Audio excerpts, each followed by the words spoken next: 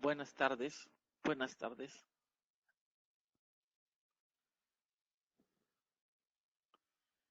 Sí, buenas tardes a todos. Mi nombre es Edgar Pereira Rojas. El tema que me han asignado es sobre lo que es ingeniería sísmica y hay puntos que vamos el día de hoy a tratar en esta segunda sesión que tenemos con fecha 28 de enero del 2018 y desarrollaremos en lo que quede hasta las 9 de la noche algunos puntos básicos para poder entrar al tema de lleno, conociendo algunos conceptos básicos con los que se puede iniciar esta parte del desarrollo teórico y práctico de ingeniería sísmica. El día de hoy plantearemos algunas ideas básicas para luego hacer un primer modelo estructural considerando fuerzas sísmicas en un programa de cómputo que utilizaremos, que será el programa ETAPS 2016. Entonces, buenas tardes a todos nuevamente para los que se van incorporando al curso y procederemos entonces a ir revisando algunas ideas básicas respecto a lo que son los sismos y y los conceptos previos para desarrollar la ingeniería sismo resistente.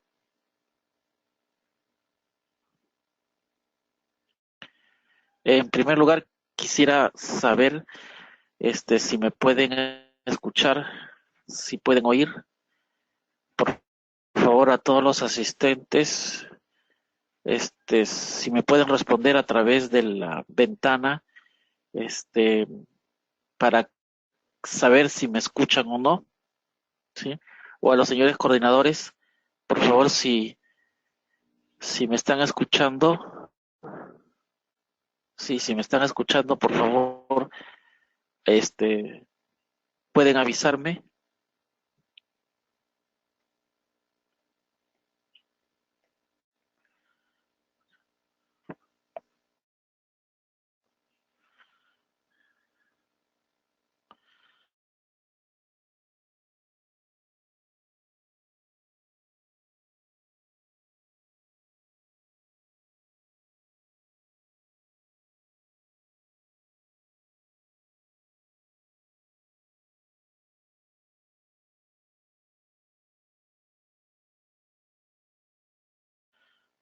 Me escuchen.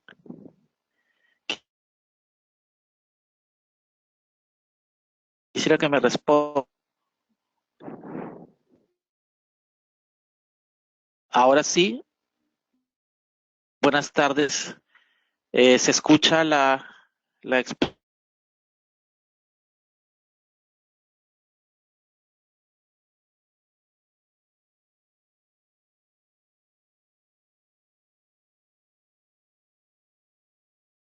exposición e ingeniería sismo resistente?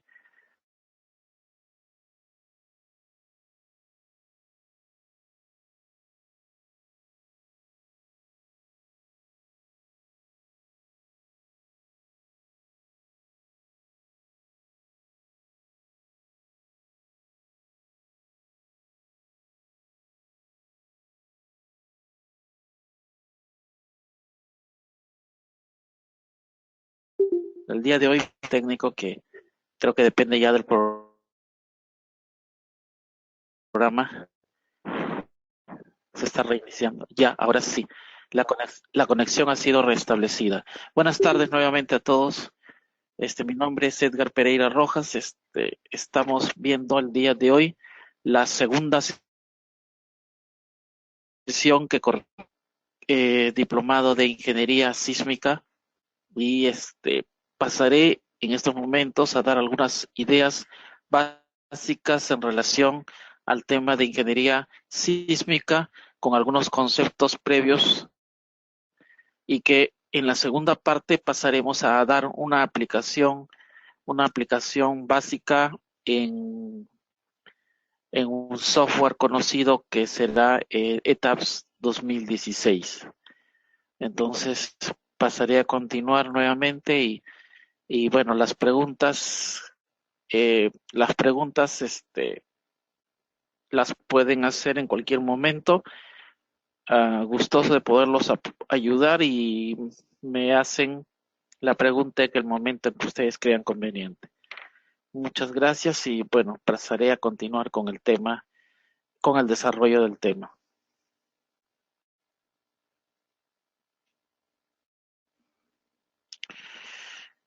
Bueno, la clase pasada, la última clase, estábamos viendo sobre sismos, denominado también por el lenguaje común terremotos. ¿Qué son los terremotos? ¿Qué son los sismos?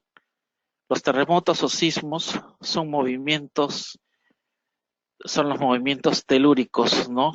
Son movimientos telúricos, son movimientos de carácter temporal, movimientos bruscos de las capas superficiales de la Tierra, eh, producidos por diferentes causas. Una de ellas, y la más común, son la fractura y el desplazamiento de grandes masas, y eso hace de que tengamos nosotros que, a ver, no sé qué ha pasado, a alguna pantalla se ha introducido. A ver, ok.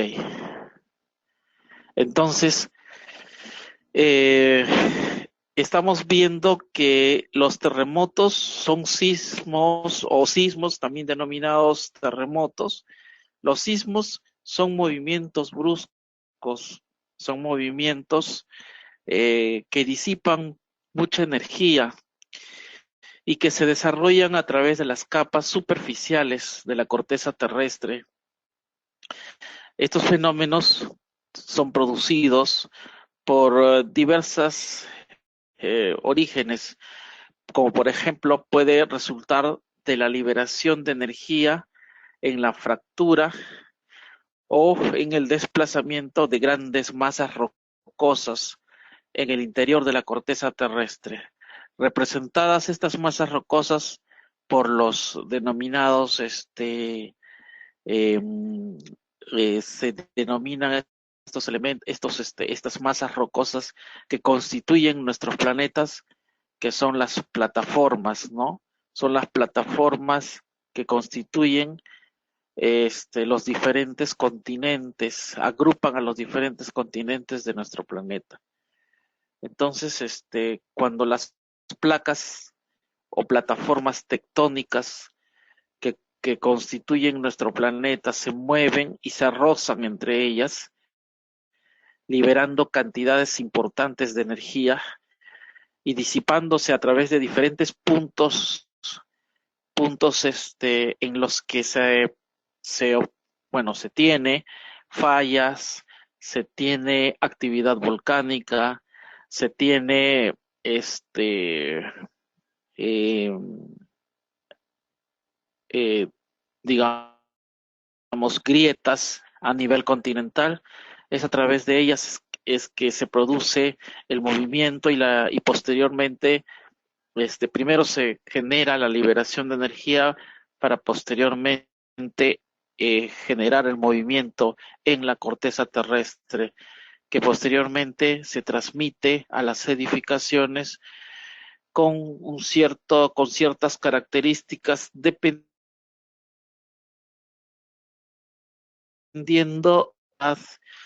y del tipo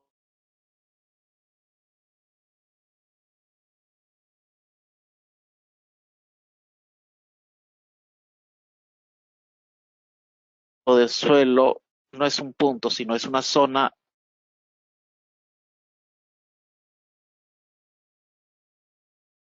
en foco o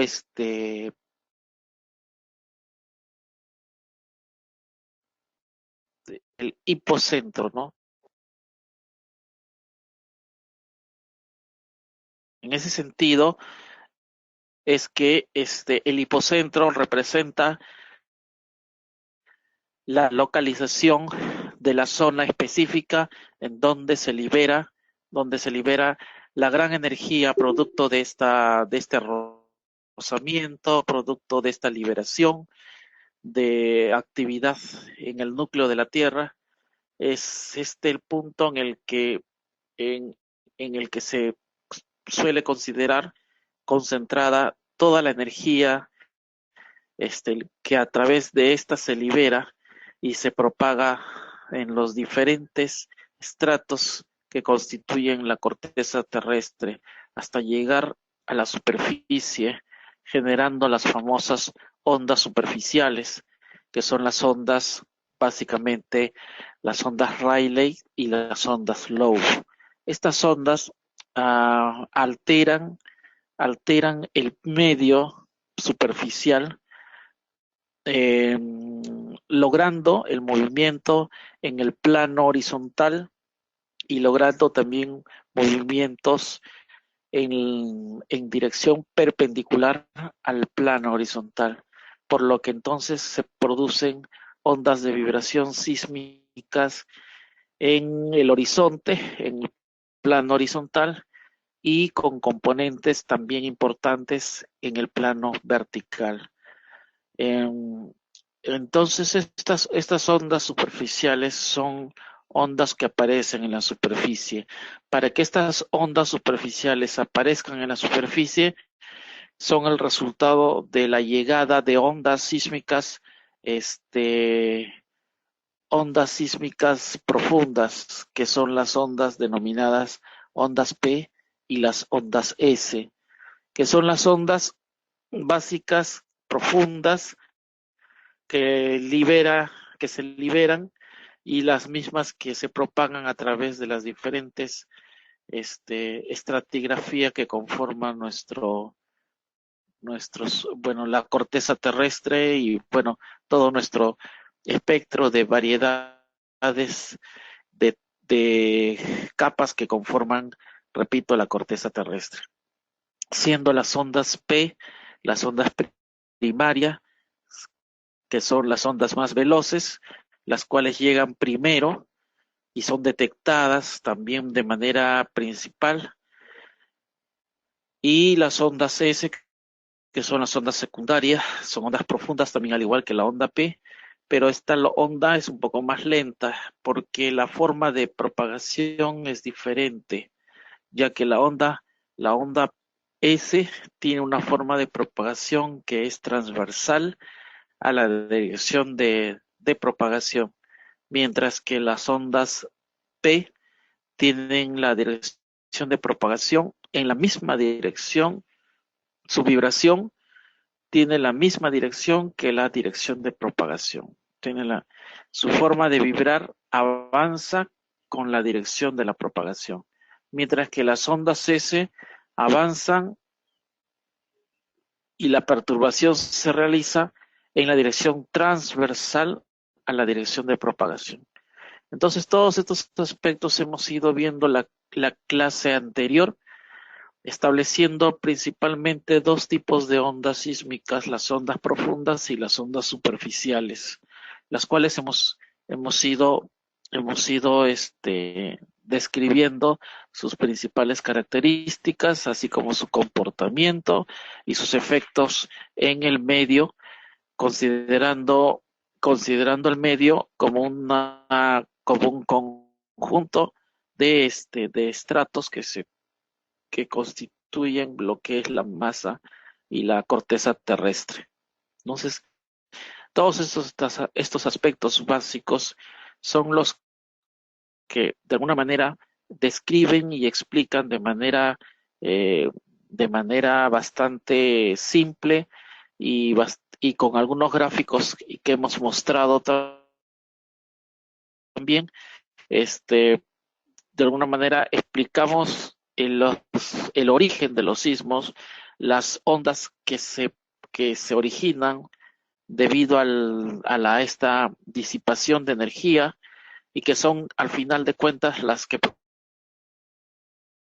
producen la vibración en la superficie y que a su vez también representa pues la causa por la que los edificios y las construcciones este, se, se ven también influenciadas por el efecto sísmico de estas ondas superficiales.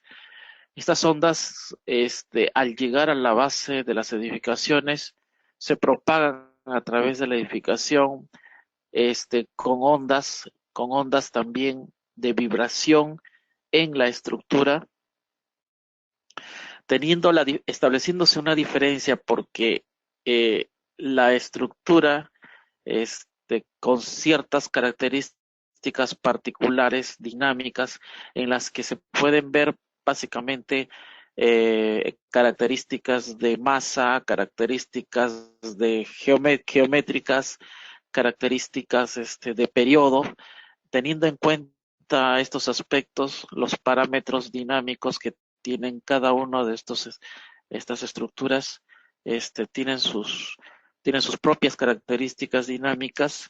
Entonces, en función a estas características dinámicas, la edificación responderá ante esta excitación externa que produce el sismo, mediante la influencia pues, de las ondas sísmicas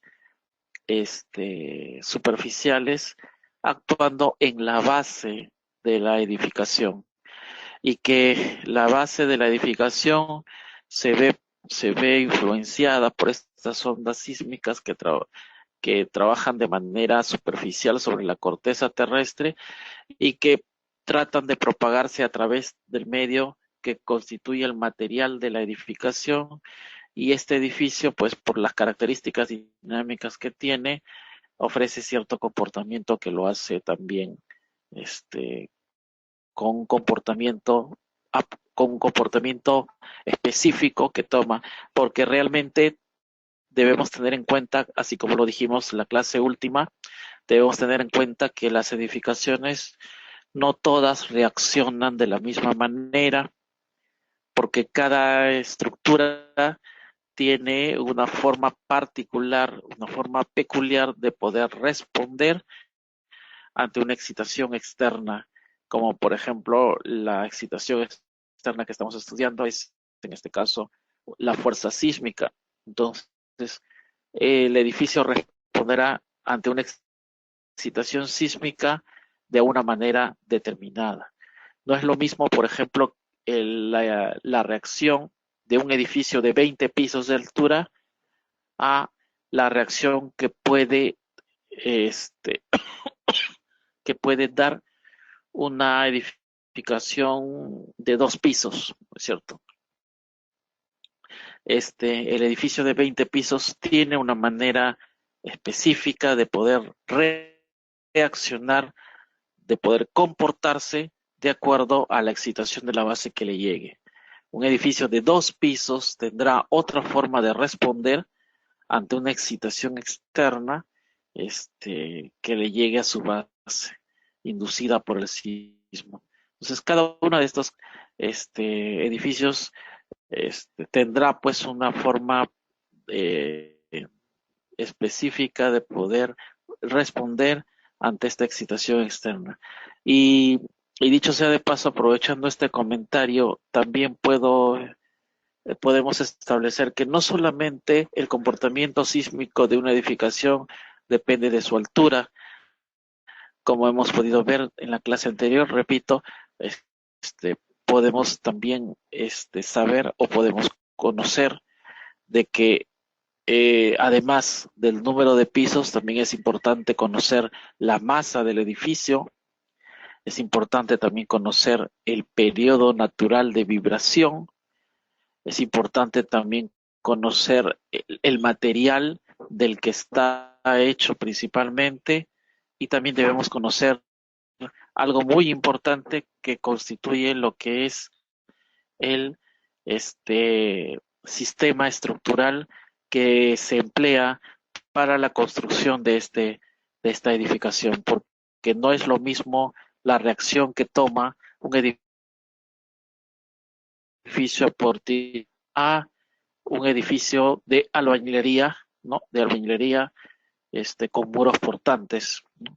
El sistema estructural importa mucho también para poder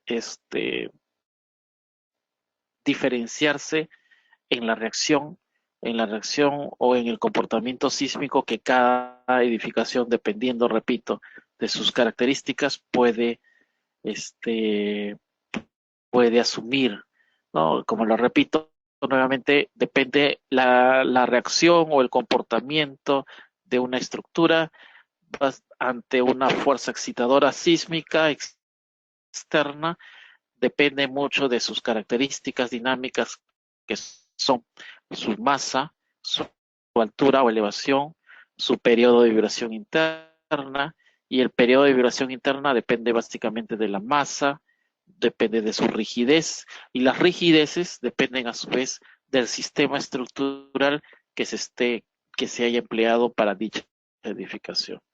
Entonces, esto abre un mundo muy amplio de muchos conocimientos en los que se interactúa la resistencia del material, las características de los materiales, las características de los sistemas estructurales, la fuerza con la que la vibración actúa en la base del edificio, y bueno, las características del suelo, el factor de uso que la edificación va a tener. Eso significa, es muy diferente, por ejemplo, la reacción que va a tomar un edificio para viviendas que un edificio construido para una iglesia o un edificio que ha sido construido para hospital.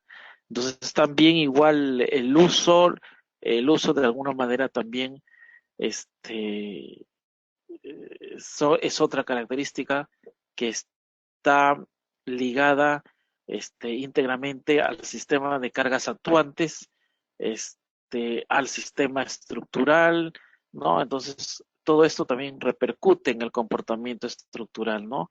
El uso que se le dará a la edificación, el factor de suelo, ¿no? La zonificación que está dada por una fracción de la aceleración de la gravedad, que es más que un registro que se obtiene a través de un procesamiento de datos históricos en los que a nivel de ubicación, a nivel local, se ha tenido como experiencia a través de los últimos años, los últimos sismos registrados, y que se registran en diferentes puntos de las localidades en términos de una fracción de la aceleración de la gravedad, y que con estos registros se construyen unas curvas de igual intensidad sísmica elaboradas por los códigos de los diferentes países,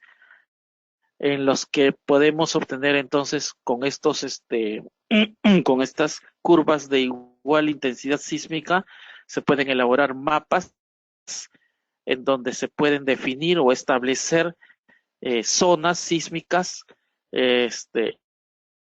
y estas zonas sísmicas pues nos da a la ingeniería una idea bastante cercana, en la medida en que se tengan, de las intensidades sísmicas históricas que suceden en cada uno de los países, y, en, y, y que sirven para precisamente tener una idea del, de la intensidad sísmica en algún lugar específico en donde se quiera, o en donde se esté planteando el diseño estructural, ¿no? Eso es.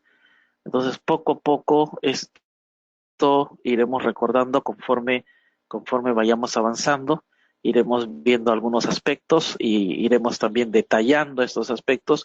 Lo que estoy explicando son temas que hemos ido ya viendo en la primera sesión. Durante esas 6 horas últimas, hemos ido viendo todos estos aspectos que acabo de comentar, y estoy haciendo un repaso antes de pasar a los siguientes temas, ¿no? Y bueno, pues estamos viendo, estamos viendo esto, ¿no? Y vamos a continuar el día de hoy. Para eso voy a seguir con algunas ideas básicas que nos hagan rememorar lo que ya vimos entonces hace en la sesión anterior. También hay un punto importante en este caso que son los movimientos, ¿no? Estos movimientos liberan gran cantidad de energía de forma repentina, violenta y que en algunas ocasiones hasta, bueno, son destructivas. Aparte de eso, también estos movimientos, dependiendo de dónde se originen, porque también podrían originarse en el fondo marino, si sucediera este movimiento, estos movimientos ocasionales, violentos, repentinos en el fondo del mar, lo que hacen es generar una gran cantidad de energía, liberar una gran cantidad de energía, de manera que la masa de agua en el fondo este, toma dicha energía y, y, y al tomar esta energía adquiere una velocidad importante que hace que se generen olas de manera bastante de alturas digamos, poco comunes, las mismas que van viajando a través a través del tiempo, van viajando a grandes velocidades hasta llegar a los lugares más cercanos en los que pueden suceder tsunamis, ¿no?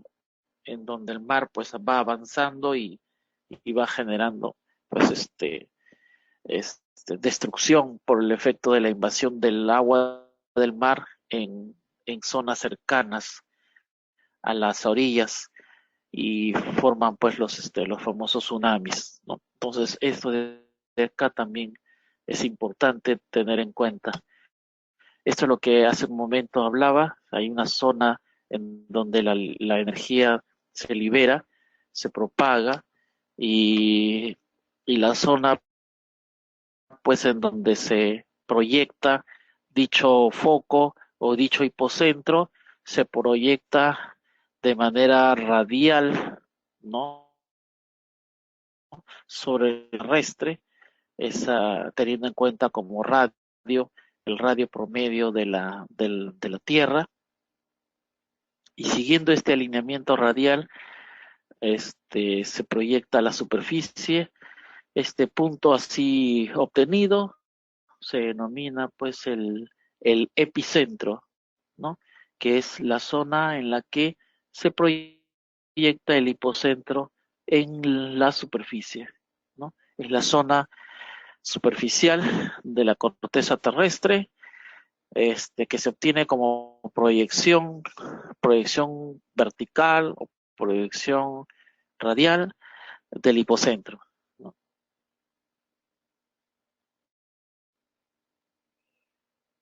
Entonces, eso, esos son son los elementos de un terremoto. Sí, entonces, el hipocentro, ¿no? Que es el lugar del interior de la Tierra donde se origina el terremoto y en el que se produce la rotura de las rocas cuando se rebasa su resistencia y por lo tanto la sacudida y la liberación de la energía sucede ahí, en el hipocentro. Y tenemos el punto aquel en donde está eh,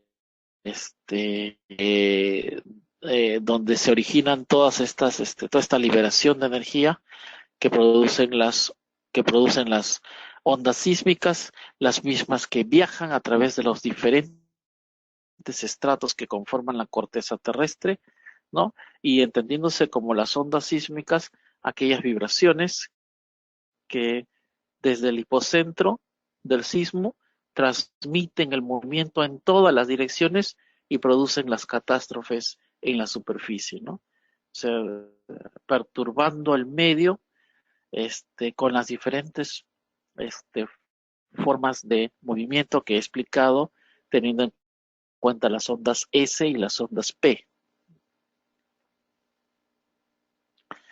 Entonces, es así como se propaga, ¿no? Se propagan las ondas S y las ondas P. El punto epicentro es lo que habíamos denominado que es el punto en la superficie, en la vertical proyectada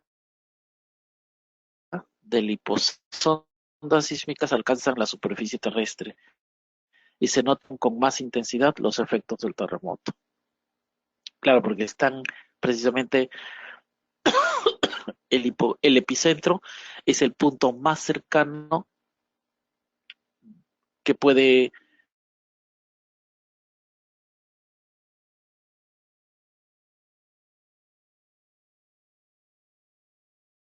encontrar hipocentro.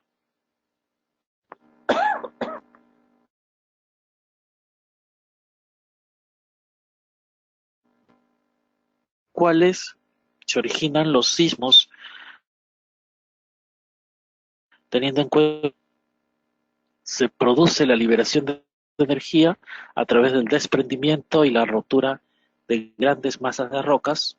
Las ondas sísmicas, que son las ondas de energía que tienen diferentes direcciones de propagación, o sea, son ondas de carácter volumétrico, en todas las direcciones se propagan, y el epicentro, que es el punto o la zona más cercana al hipocentro en donde se establece, probablemente se establece allí la mayor intensidad del sismo producido en este evento.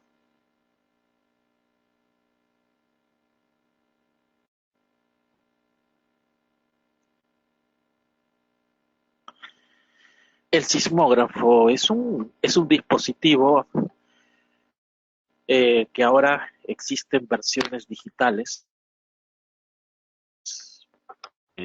Hace muchos años se utilizaban las versiones a través de los que se podía registrar el movimiento sísmico a través de una gráfica en un papel, ¿no? O un listón o un listín en el que se registraba mediante el movimiento de un rodillo que giraba según el periodo del tiempo, y este listín de papel que se movía en el tiempo, se deslizaba en el tiempo, se podían registrar los, este, los niveles sísmicos a través de una gráfica, tal como se muestra en el gráfico que estoy ahí mostrando en esta diapositiva.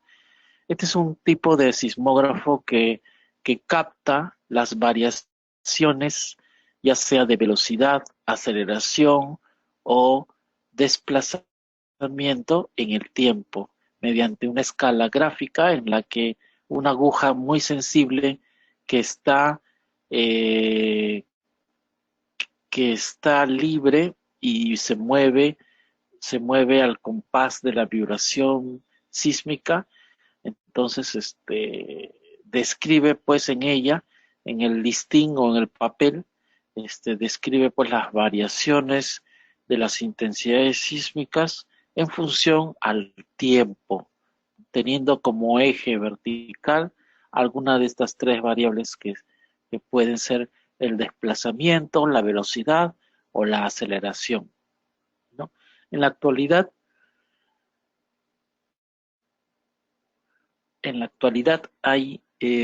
tenemos, tenemos muchos dispositivos es, distribuidos a través de diferentes puntos del país, ¿no?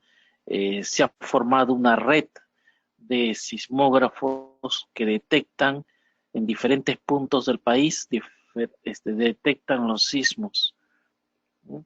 Y bueno, se cuentan también con sismógrafos digitales en los que ya el registro no se hace de manera, digamos, gráfica, sino se hace de manera digital, registrando unos valores, ¿no?, numéricos a partir de una escala,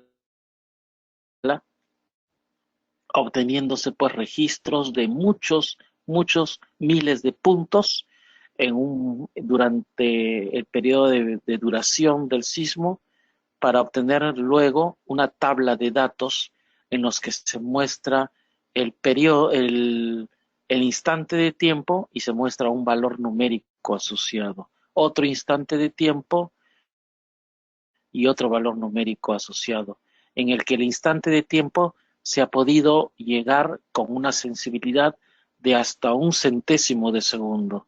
Por cada centésimo de segundo se ha tomado un valor y se ha registrado por cada centésimo, de tal manera que con miles de estos datos se puede llegar pues a una más o menos a una duración de 60, 80 segundos de duración de sismos, con los registros respectivos, registrados a cada un centésimo de segundo. Entonces, para eso, estos equipos sismógrafos son de carácter bastante sofisticado y sensibles, que permiten el registro a nivel de este periodo, un centésimo de segundo, para registrar cada uno de los movimientos y las intensidades que hay durante la ocurrencia de un sismo. Esta data es importante porque nos permite disponer de una información real, en el que se ha tomado en un determinado punto, en una determinada zona, se ha registrado la ocurrencia de un sismo a través de la toma de datos en una escala real de tiempo versus una versus la función del desplazamiento, de la velocidad o de la aceleración en una zona específica de un sismo determinado. Eso nos va a permitir contar con una información real que nos permita caracterizar la fuerza sísmica ocurrida, ¿no?, en términos de desplazamiento, velocidad y aceleración del suelo. Un sismógrafo entonces detecta y graba o registra, también se denomina, las ondas sísmicas que en un terremoto o una explosión genera en la tierra o en el suelo, ¿no? El lápiz, bueno, en el caso de un sismógrafo analógico, el lápiz está en contacto con un tambor giratorio unido a la estructura. Cuando una onda sísmica alcanza el instrumento, el suelo, la estructura y el tambor vibran de lado a lado, pero debido a su inercia, el objeto suspendido no lo hace. Entonces el lápiz dibuja una línea ondulada sobre el tambor. Claro, entonces este es el proceso mediante el cual se registran las ondas sísmicas en tiempo y en términos de velocidad, aceleración o desplazamiento de un sismo ocurrido. Eso básicamente es lo que es la función que desempeña un sismógrafo. Y el sismograma es justamente el resultado del registro de esta data, que se puede obtener ya sea de manera digital o se puede obtener de manera gráfica, tal como se muestra en la carta que a continuación estamos viendo. Por favor, observen detenidamente cómo es que varía este sismograma, cómo varía, cómo se presenta. Fíjense en este tema.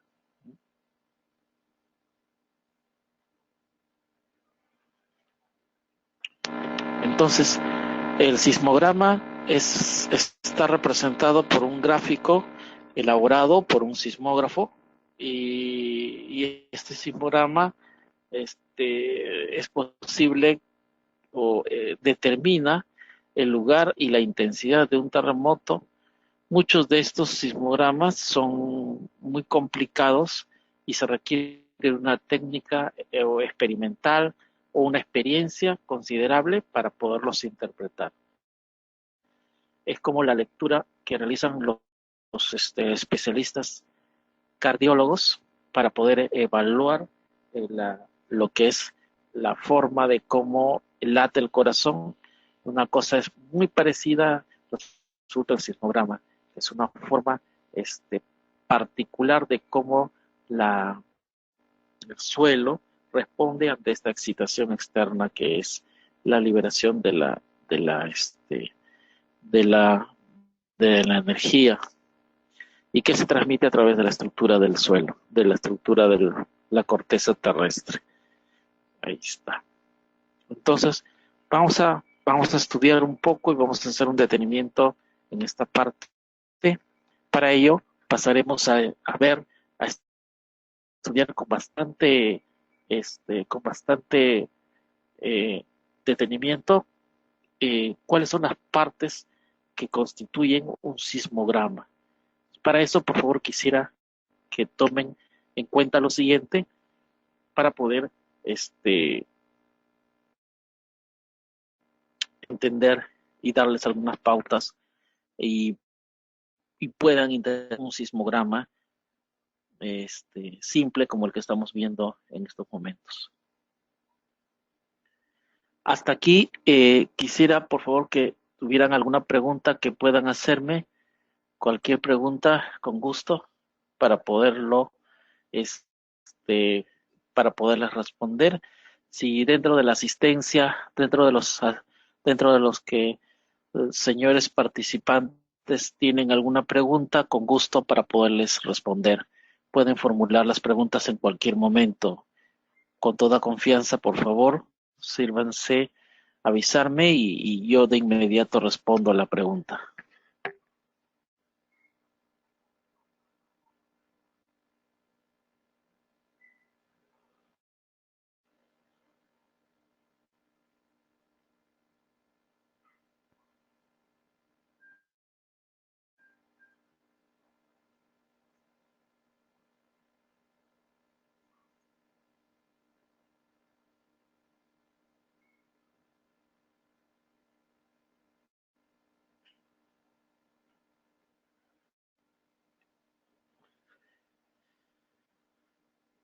No hay preguntas. Por favor, quisiera preguntas por parte de ustedes. Si alguna cosa me esté pasando, lo que estamos haciendo es un poquito retomar lo que ya habíamos hecho en la anterior oportunidad y ver más bien alguna cosa que no esté quedando claro o que falte confirmar o que falte aclarar. Entonces me gustaría ver sus inquietudes. Sí, sí, a ver.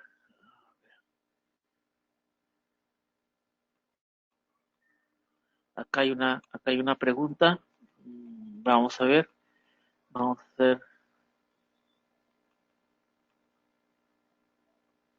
Ya está bien. Me piden un break de unos minutos, por favor. Este, estamos entonces retornando en unos minutos para que los nuevos también integrantes, o los nuevos participantes se puedan habituar.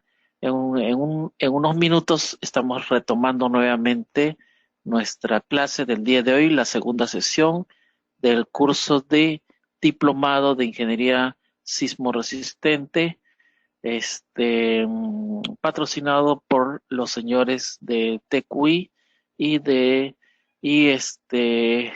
bueno, apoyados también con la autorización de la Universidad Nacional del Callao y bueno, pues de quien habla también como exponente del curso, ingeniero Edgar Pereira Rojas. Bueno, en unos minutos nos reunimos y continuamos con la explicación